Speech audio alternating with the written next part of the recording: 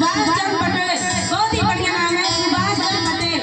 और इनके बहू को दिन ब दिन तरक्की ऐसी मिलती रहे, क्योंकि सुमन पटेल का नाम कौन नहीं जानता, क्योंकि यूट्यूब पर तो छाई हुई है, फेसबुक पर भी इनका बहुत ज्यादा नाम है। हम लोग ज्यादा से ज्यादा इनको फेसबुक से जानते हैं। तो चलिए बड़े बहुत तालियां हो जाए। और लाले लाले मम्मी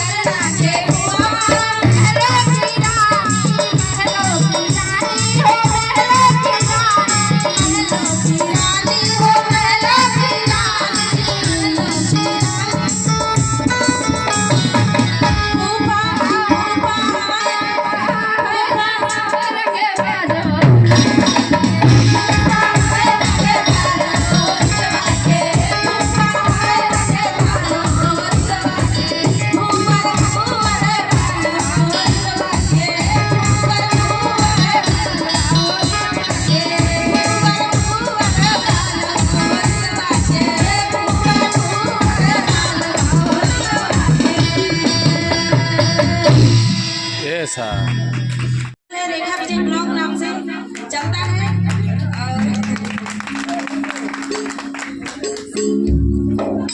और सुमन पटेल जी के यहाँ आए हैं ये दीदी का। चलिए हम स्वागत करेंगे प्रतापगढ़ की दीवानी। अभी नई है और ये नया लॉन्च है हमारी तरफ से, क्योंकि प्रतापगढ़ में ये दीवानी जी हैं, गाना भी गाती हैं, डांस भी जबरदस्त करती हैं। तो आप लोग वायरल कर दीजिए इनको भी। जैसे नेहा दुबे ये दीदी हैं, इनके चैनल को आप लोग प्यार दुलार सपोर्ट करें। तो चलिए एक गीत सुनाएंगे आप सभी को, चुटकुला गीत है और हमारी बहन हमारे साथ देंगी नेहा दी। तो चलिए